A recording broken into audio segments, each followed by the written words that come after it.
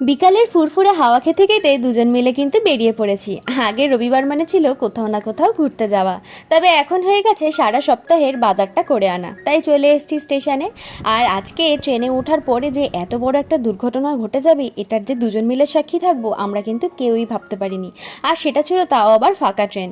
কলকাতা থেকে তুলনামূলকভাবে আমাদের এখানকার ট্রেন কিন্তু অনেকটাই ফাঁকা থাকে, কিন্তু ফাঁকা ট্রেনের মধ্যেও যে এরকম ঘটনা ঘটতে পারে ভাবতে কিন্তু একদমই পারিনি। ট্রেনের গেটের সামনে দাঁড়িয়ে এক ভদ্রমহিলা ফোনে কথা বলছিল, আর প্ল্যাটফর্মে ট্রেন ঢুকতে না ঢুকতেই একটা চোর কান থেকে ফোনটা টেনে নিয়ে নেমেই কিন্তু সে দৌড়। পেছন পেছন সবাই নেমে পড়লো, প্রায় অনেকেই নেমেছিল আর কি। পরে চোরটাকে ধরতে পেরেছে কিনা জানি না, তবে এই ফাঁকা ট্রেনের মধ্যে যে এরকম দুর্ঘটনা ঘটতে পারে এর আগে আমি কখনো দেখিনি। আর এটা দেখার পর তো ভয় আমার হাত পা ঠান্ডা হয়ে গেছিল, আর নিজের ফোনটাকে আরো শক্ত করে ধরে রেখেছিলাম। আর এদিকে দেখো আমাদের বাজার করা কিন্তু হয়ে গেছে কমপ্লিট, চলে যাচ্ছে এখন বাড়ি। তাহলে আজকে এখানেই শেষ করলাম, টাটা।